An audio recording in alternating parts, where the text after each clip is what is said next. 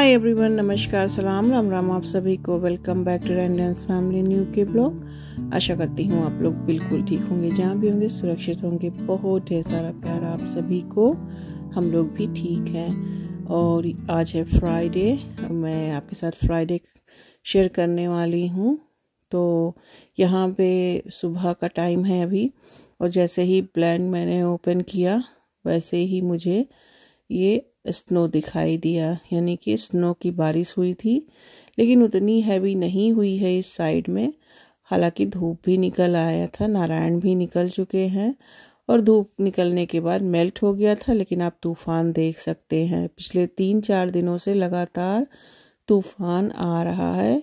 बारिश भी है और तूफान भी है, इस तरीके से कि आदमी क्या कोई भी चीज़ हो उड़ जाए बाहर। इसीलिए हम स्विंग वगैरह खोल के रख देते हैं कि इस तूफान में तो स्विंग रुक नहीं पाएगा।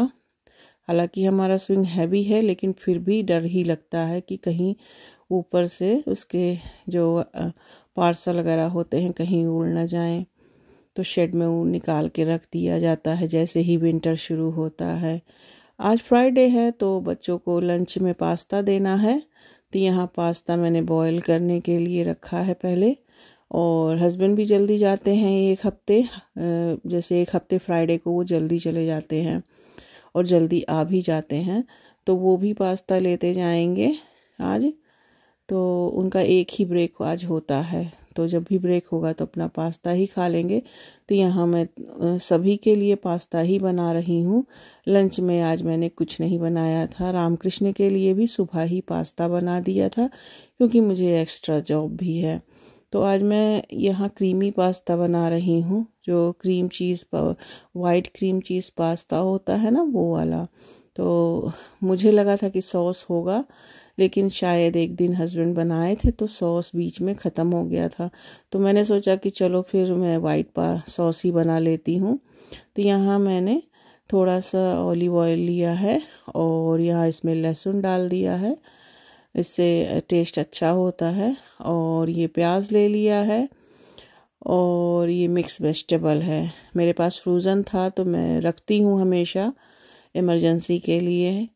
तो वही फ्रोज़न वाला मैंने यहाँ वेजिटेबल ले लिया है, और इसको बस हल्का सा सौटे करेंगे।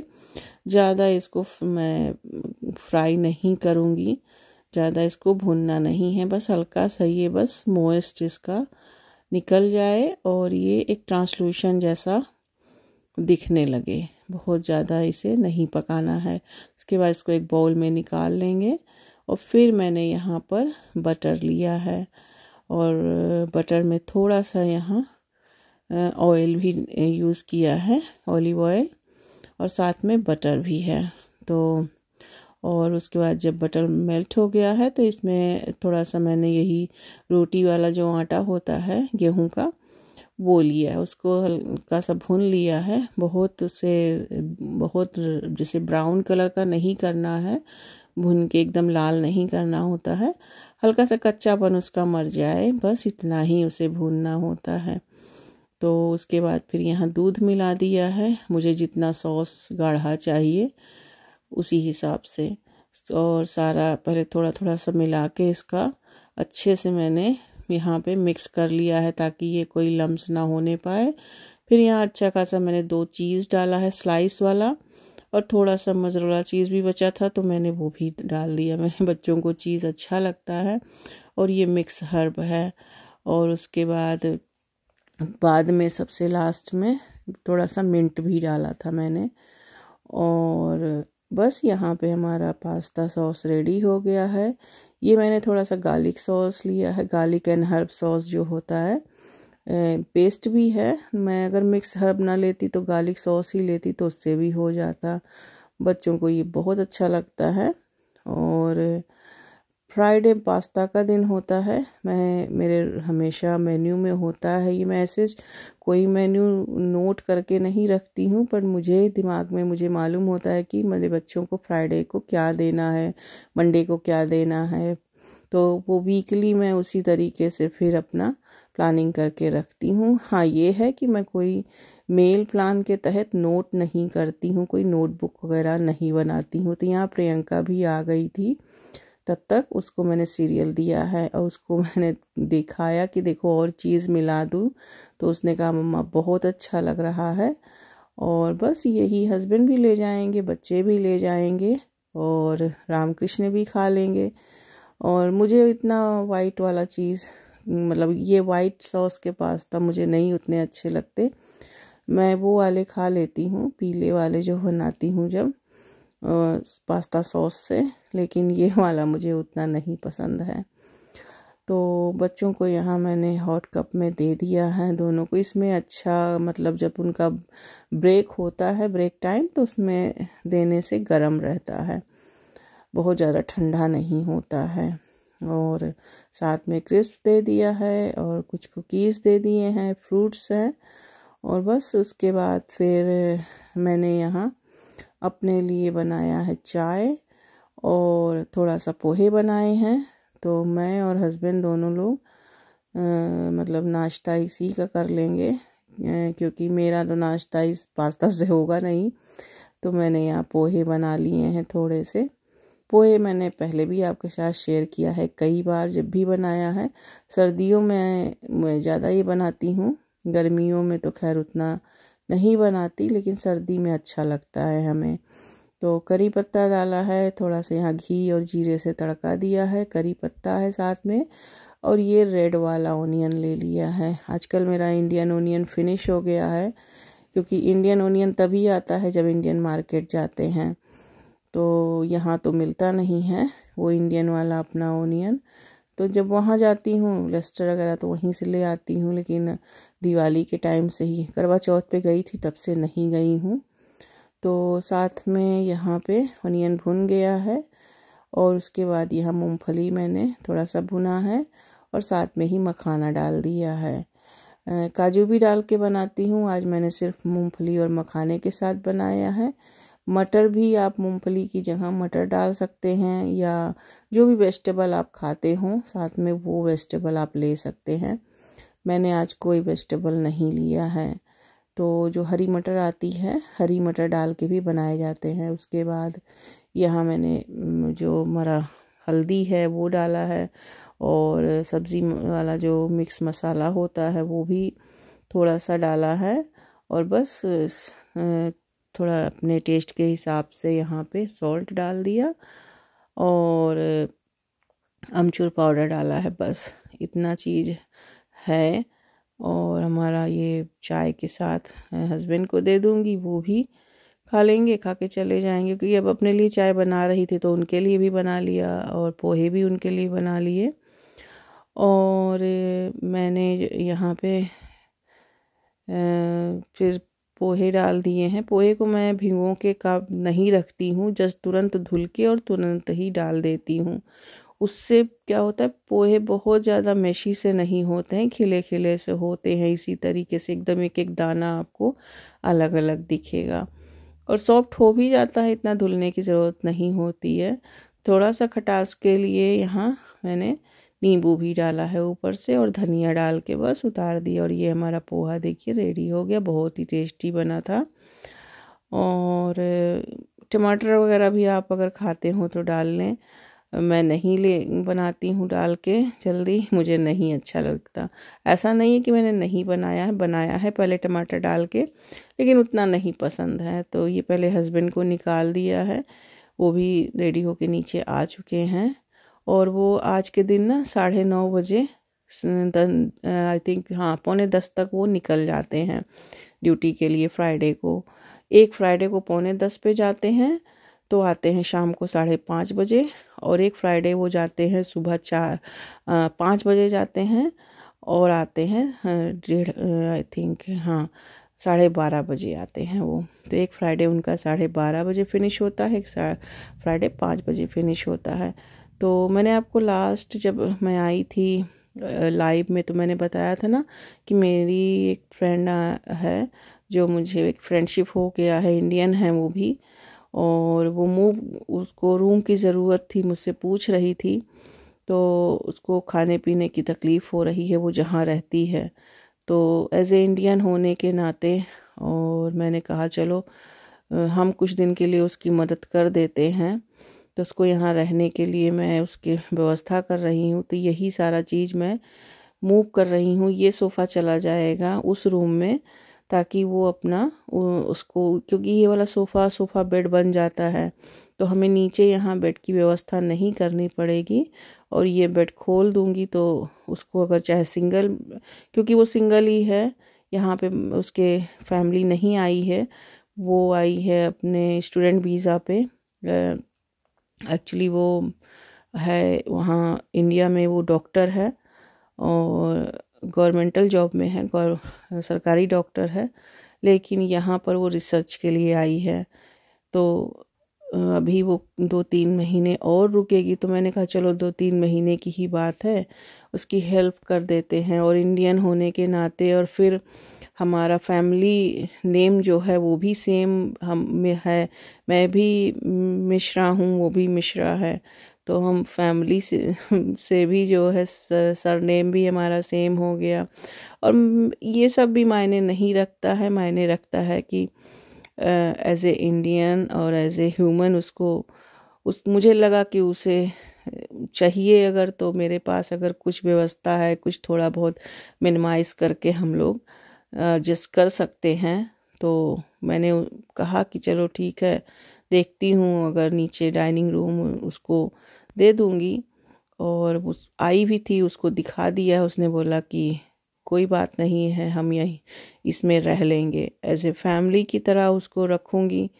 और कोई ऐसा नहीं कि हमारे यहाँ कोई एज ए गेस्ट आ रही है, जैसे एक फैमिली की तरह आ रही है, और जहाँ उसे रहने का मन हो वहाँ रह ले।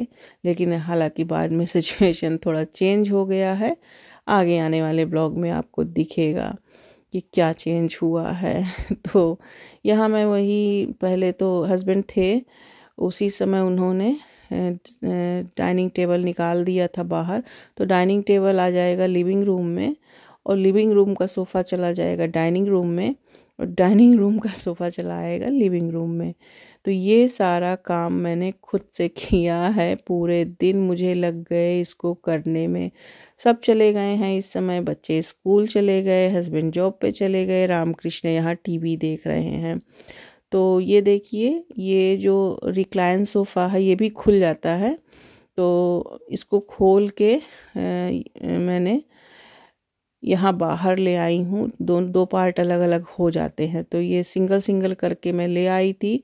और रिक्लाइन है ये भी, इस पर भी आप आराम से दोनों साइड में खोल के लेट सकते हैं, अच्छा खासा पैर फैला के अच्छे से आराम से। काफ़ी ये मोटा सोफ़ा भी है हमारा।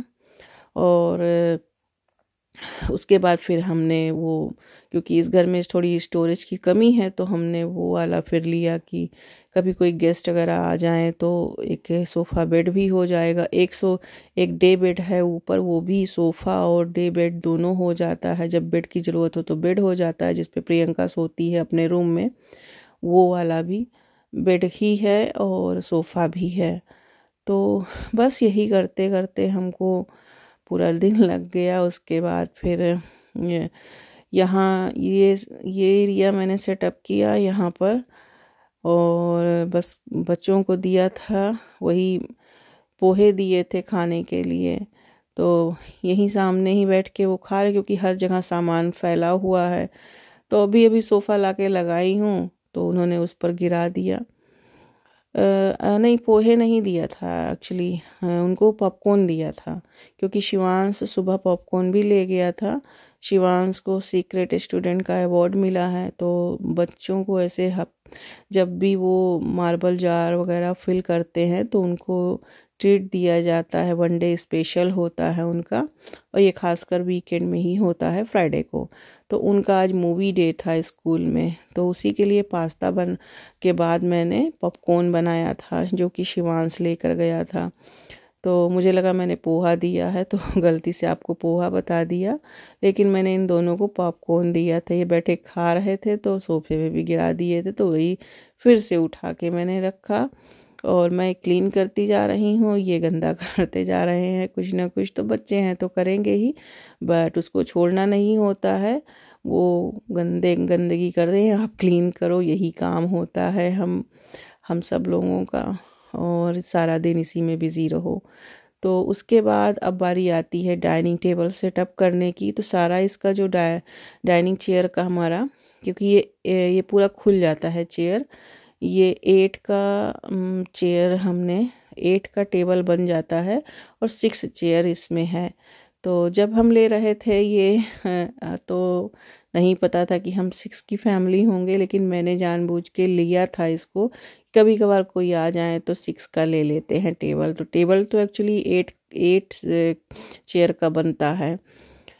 तो ये मैं दिखा रही थी कि अब जब मैं इसका पाया वगैरह निकाला ही था, तो ये ओक फर्नीचर से हमने लिया था। तो ये इसका वैक्स पॉलिश है, तो जो कि प्रोटेक्ट करता है, जो वुड है हमारे उसको प्रोटेक्ट करते हैं, जैसे दीमक वगैरह ना लगे और जो इसकी लकड़ियां हैं वो सेफ रहें, ज़्यादा दिन चलें।